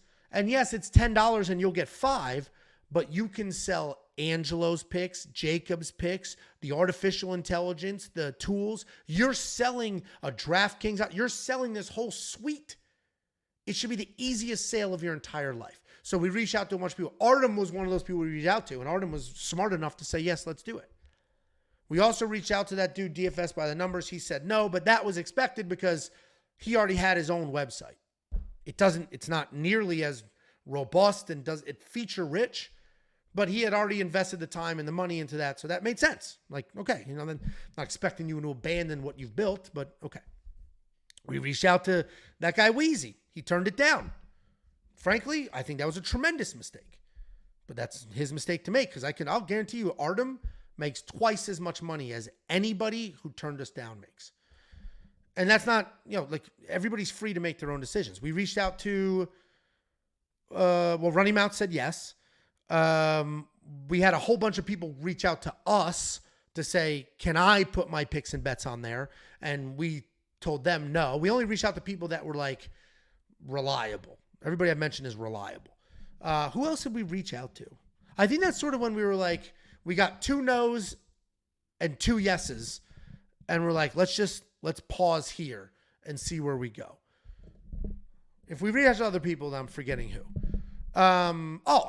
We actually last year reached out to that dude Blood Money, and he was doing well at the time, and he said no. And he was like, hey, I've got my own Patreon going. It's doing pretty well. I'm making a couple of bucks. And I was like, okay, I get it. No problem.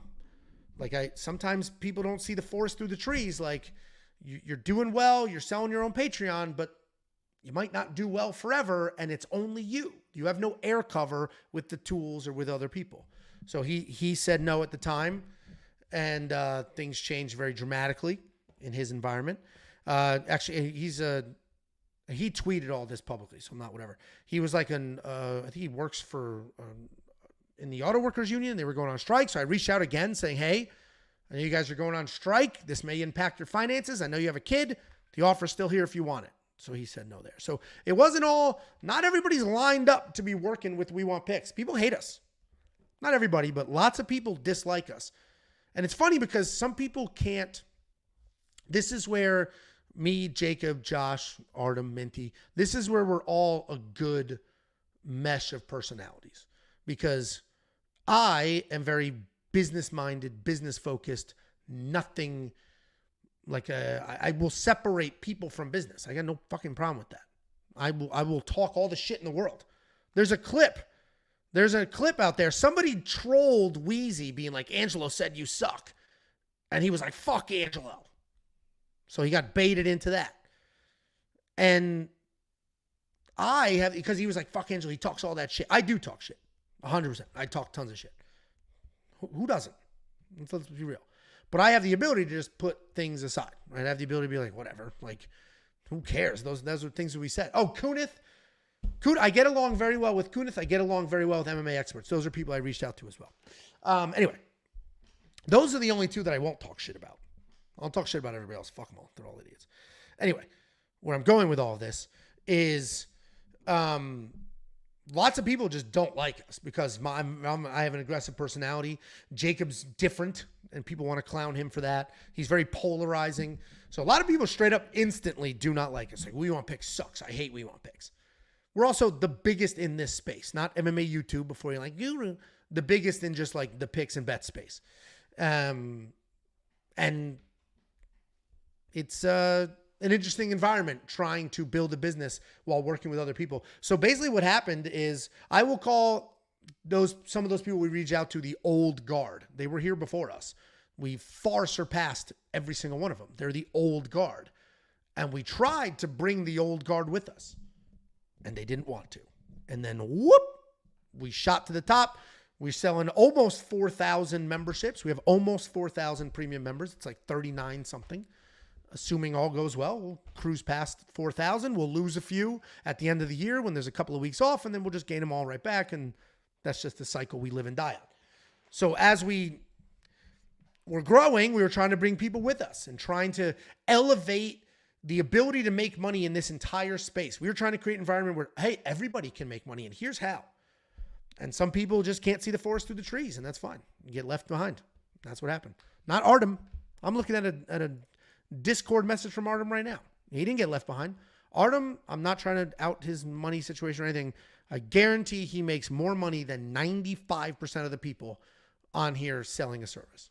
And that is because he grinds and he gets it. Artem gets it. And he works his ass off for you guys. I'm looking at his Contender Series video, which I'll make live when I'm done here. He's grinding. And then Jacob was my neighbor. I met him in Florida. We lived in Florida at the time. He was my neighbor. We became friends. He came over, started watching fights, and decided to do this together. So that's how Jacob became a part of all this. Let's see. And I know I'm just here running my mouth, digging holes, doing all that shit. That's just how life works. It's because of Tyra's game plan makes him a favorite, since his style of fighting is considered safe to MMA fans. Yeah, but what's he going to do? Brandon Royval was taken down 9 times by Pantoja, the current world champion. 9 times. And Brandon Royval landed way more significant strikes, well over 100-something significant strikes. And Tatsuro Taira is not half as good of a wrestler as Pantoja is. So, just not seeing it. It was Deone Barboza, the witch. Yeah, guys, I'm so far behind. I'm 20 minutes behind on comments, I believe. My bad. We'll get there, guys. We'll get there. My wife just asked me, why are you watching Ben Affleck talk about UFC? Tell your wife what up.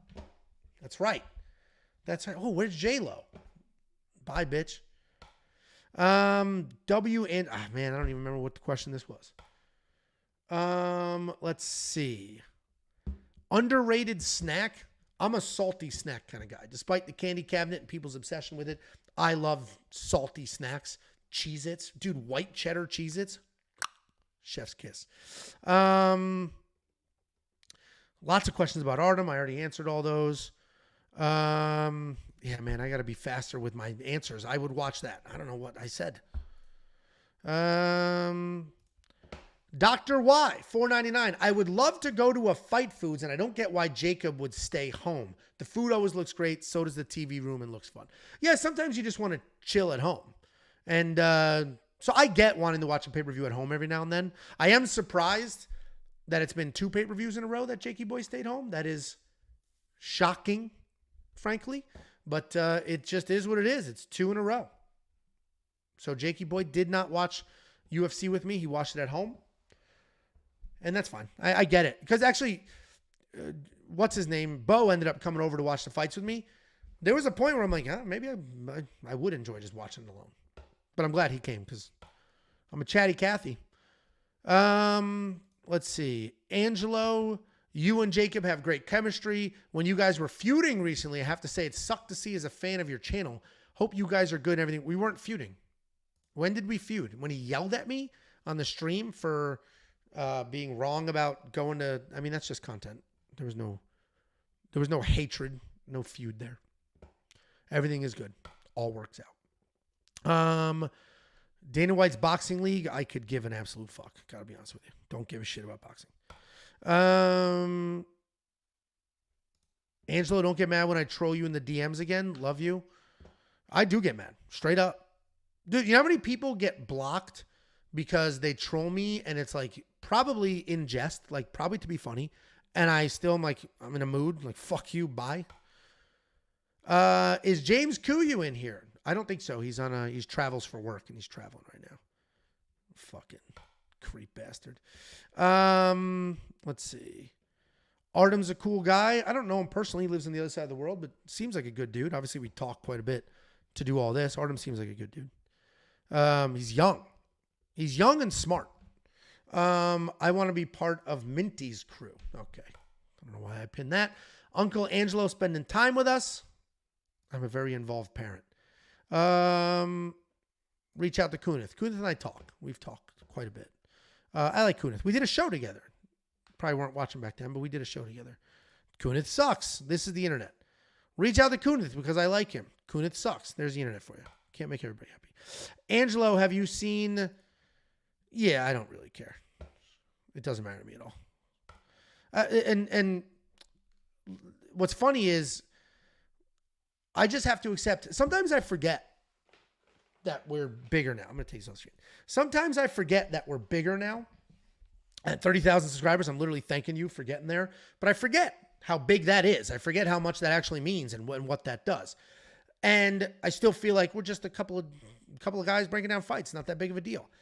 And now I'm seeing people make content about us, or people use our content to make their own. So obviously there was that troll channel. That's all they did was, hey, here's angry content where I just yell and scream about everything in unclever ways. Okay. Nothing you could say in your video would be as funny, mean, or clever as anything Jacob doesn't say to me every single week. So that never bothered me whatsoever. I don't give a shit about that. But now there's people out there doing bets, and they're like, I've taken Jacob's lock of the week and I've run it through this fake algorithm, which is clearly nothing. And it said this. So I know what I'm talking about. So I forget. Like, oh shit, that's right.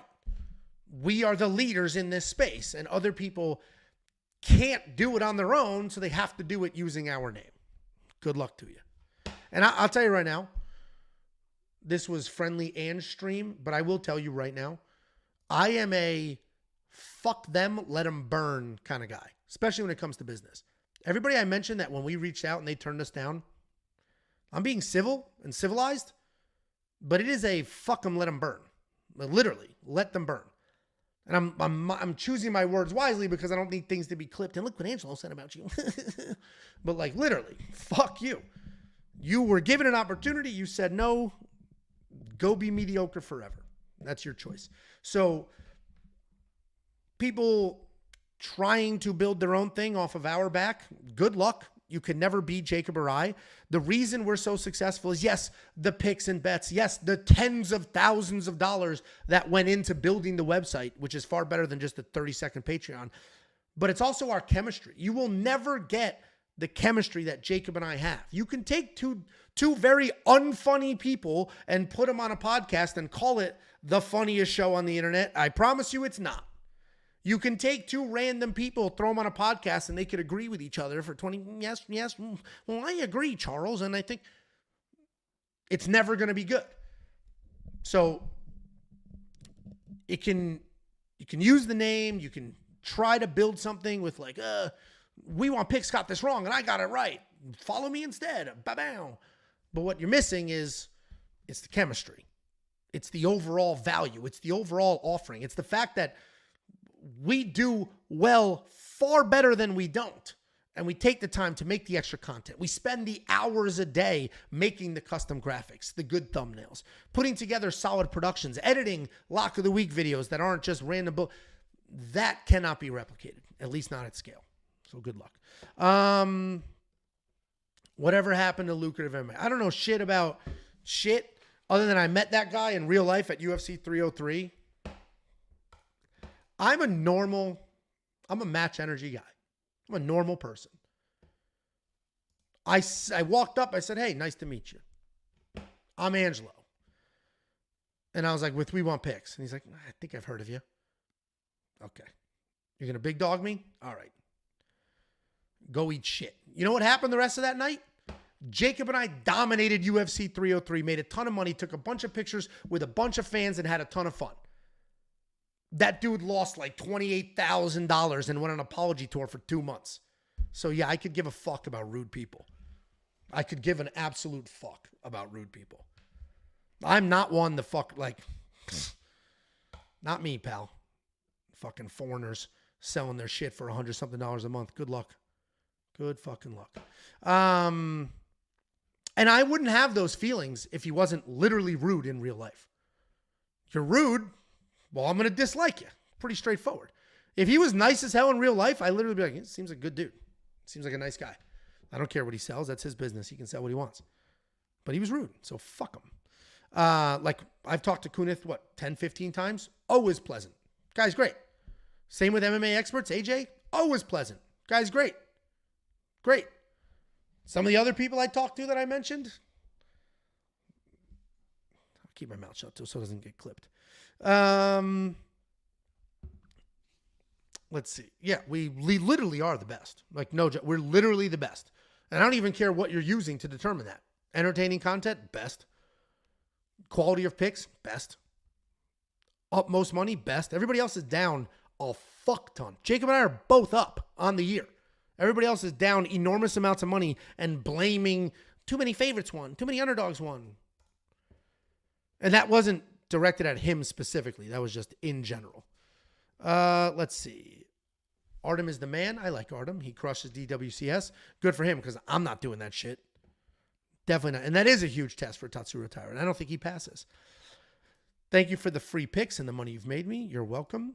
If you watched, frankly, I feel like you didn't watch the breakdown. If you watched the breakdown, you would know that, yes, I am a little worried about Brandon Royval's new camp. I kind of talked about it in my video. How often do you and Jacob meet to discuss business strategy, or do you just decide things solo? I include Jacob in everything, but this is how 90% of the conversations go. Hey, I'm thinking about this. Oh, it's your show. That's how 90% of it goes. Jacob is phenomenal. He is very good with more of the creative stuff. And I'm like, hey, I'm thinking about doing this with the website. He's pretty much like, yeah, okay. But then they'll be like, hey, I'm thinking about doing this. And he's like, you could do this. And it's like, that's a great idea. Thank you. So Jacob's just far more creative. And I think there's just a huge level of trust. He trusts that I'm going to do everything possible to grow it. And I trust that he's going to do what he can to grow it. And we just trust that everything we both do is in the best interest of everything and everything. Saludos to you.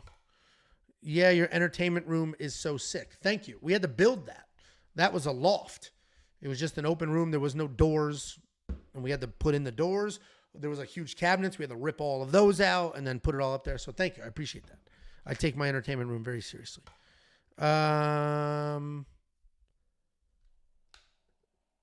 Nah, this is every video, bro, is new. I don't know what this means. Sometimes dad and mom fight. We didn't fight. If you talk about when he yelled, he was a little dramatic, but that was not a fight.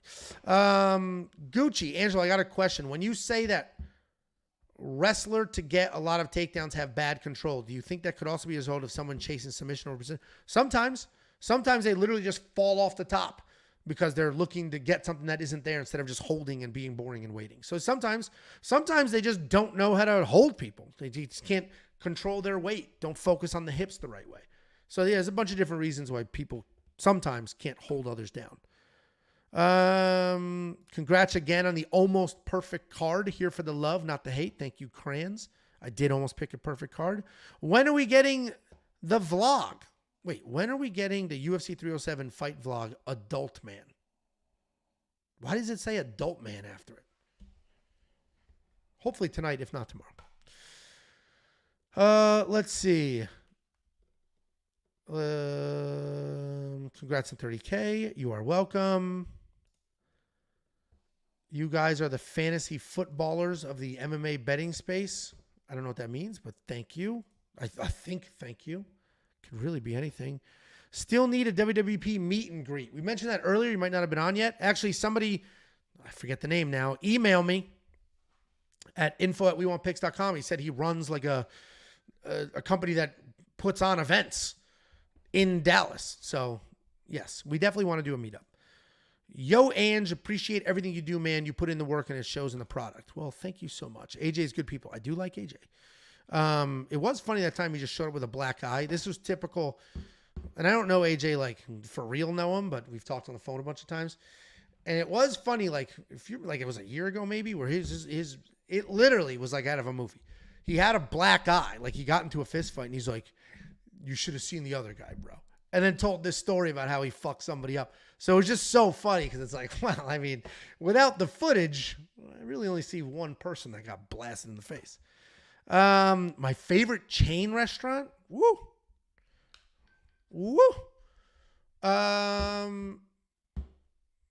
Might be, this is such a basic bitch answer. Just a white suburban chick answer. I fucking love Chili's, dude. And if they brought back that bloomin' onion, or the awesome blossom they call it, then that would be a no-brainer. Dude, Chili's is an all-timer.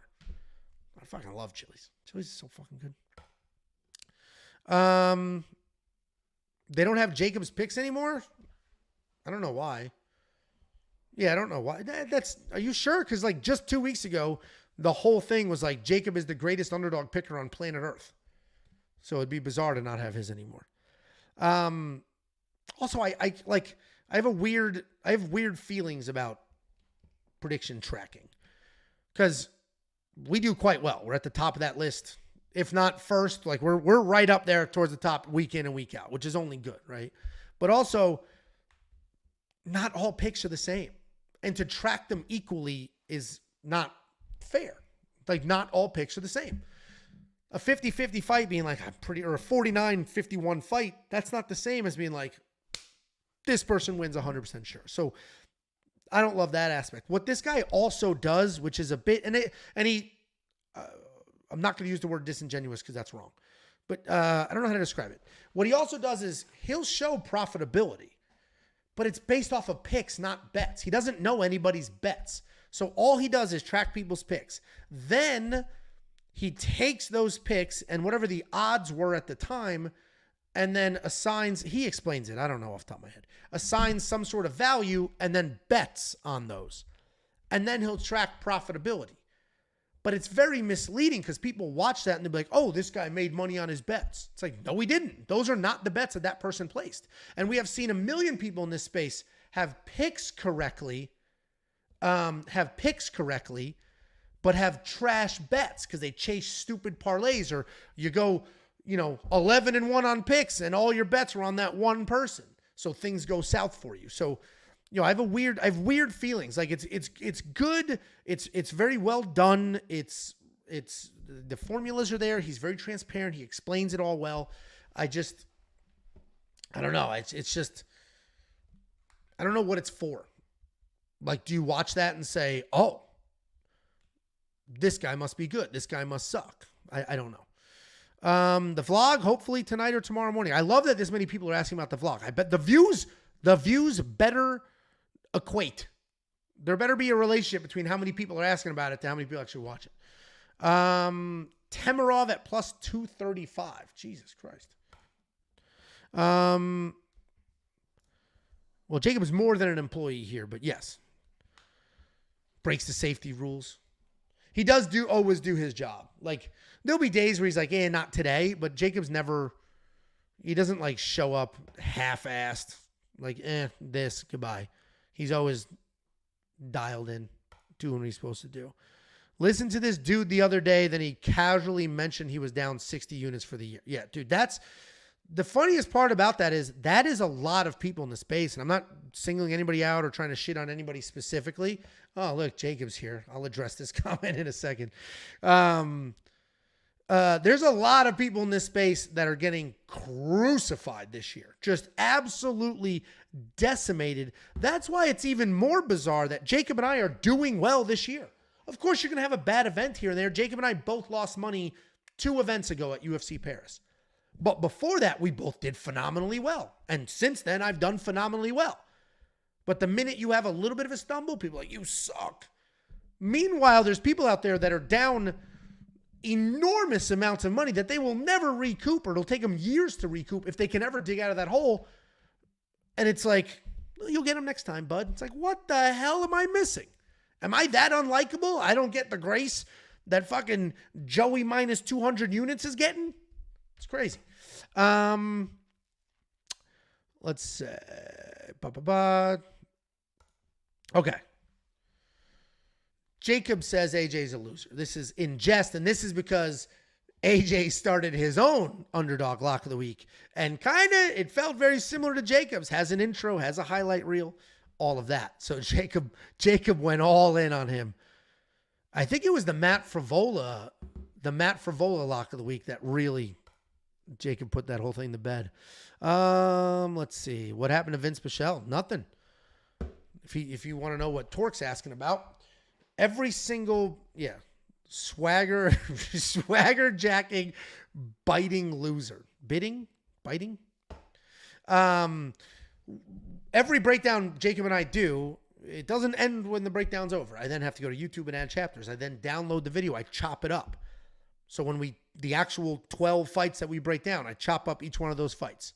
I upload them to our second YouTube channel, which is Picks Nation. I upload them to Twitter, and I tag the fighters in them, and then I make them vertical, and I upload them to TikTok. On Twitter, they normally go unnoticed, uninteracted with. and then we'll get the occasional temper tantrum. It's never support. It's always the occasional temper tantrum. A year and a couple months ago, we had the Miranda Maverick temper tantrum, and we were 100% right about that. And I like Miranda Maverick. I have her pickles on full display in my office here. She went full temper tantrum, hundreds of thousands of impressions. Every white knight on the internet was like, these guys are mean.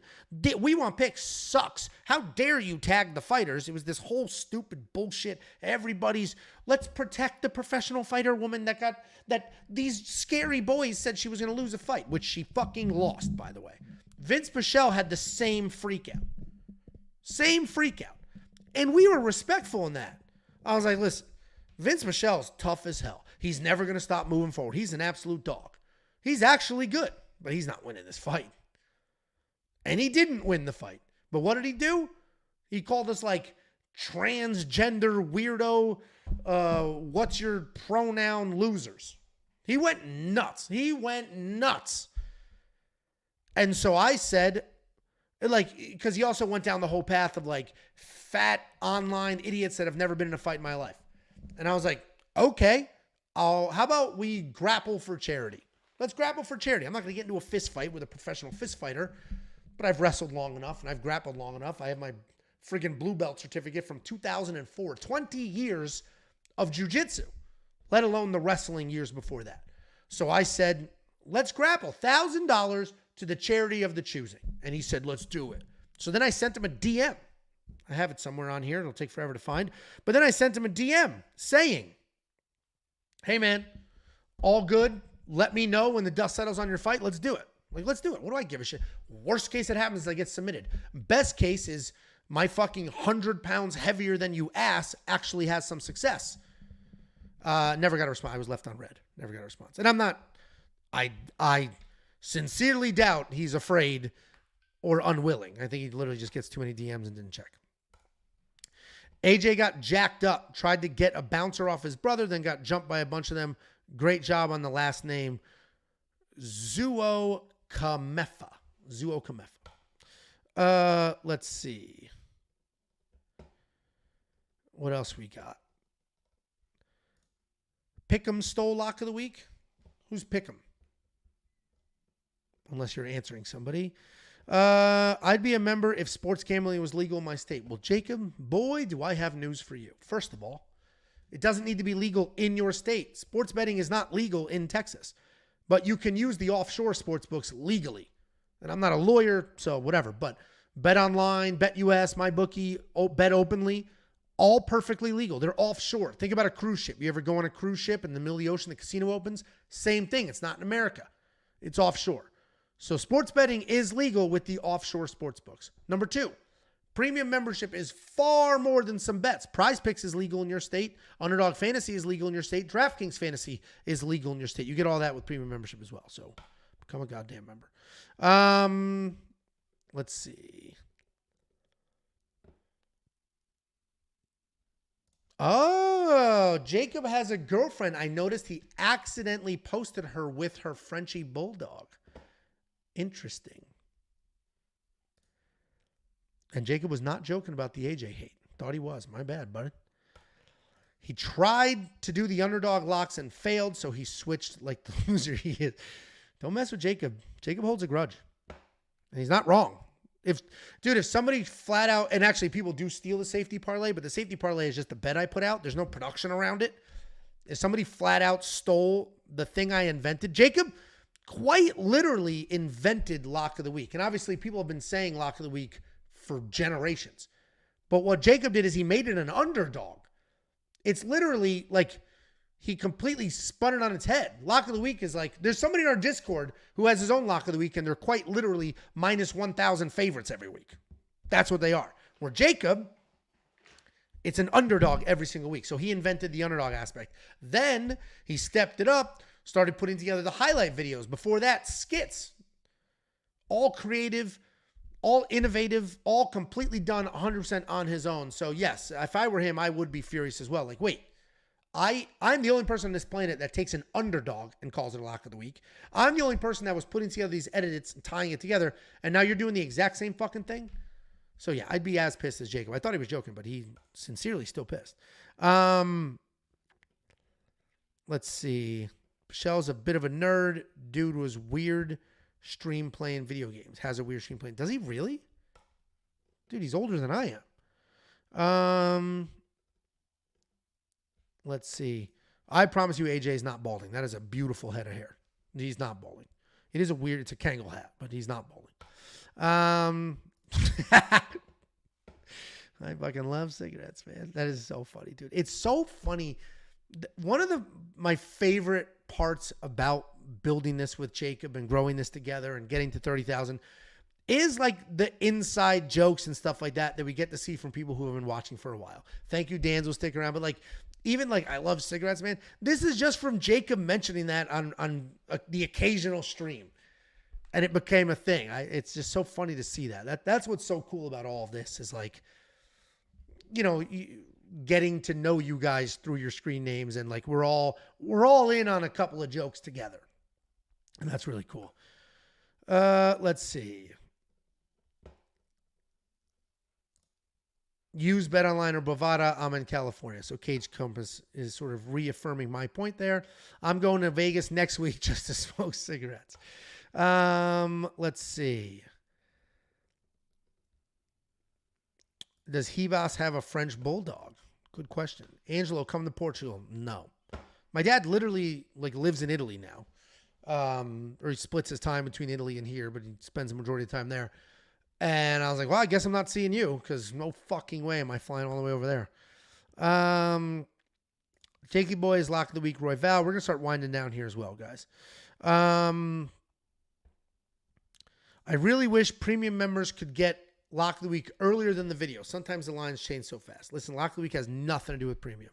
I understand where you're coming from. It is not related to premium in any way whatsoever. You could surmise who the Lock of the Week is just looking at Jacob's bets. The bets are always there. He always bets on the Lock of the Week, so you can figure it out from that. But it's not Lock of the Week has always and will always just be a really well done free thing. 30,000 subscribers, and he's battling through AIDS. There's no quit. I'm a soldier. I enjoyed the Raw Angelo live stream. Thank you. Well, guys, thank you. We're wrapping it up. 1 hour, 46 minutes. I appreciate all of you. Literally getting to 30,000 subscribers is wild. Never imagined it. What is funny is the other day I mentioned to my wife, I'm like, we're going to hit 30,000 subscribers like today or tomorrow. And she was like, 30,000? 30,000? And I had to be like, Tiff, subscribers, not premium members. We're not millionaires. She wasn't quite as excited, but I am. I appreciate every last one of you. We are just going to continue to show up, make the content, elevate the content like in this video, which you should be fucking watching as soon as this is done. We're going to continue to make premium the best freaking product on planet Earth. And we're going to continue to do all our giveaways and stuff. Thank you all very much. I keep saying appreciate. I'm trying to think of a different word, but appreciate is the only one that comes to mind. So thank you sincerely, and a lot more to come for the rest of this year.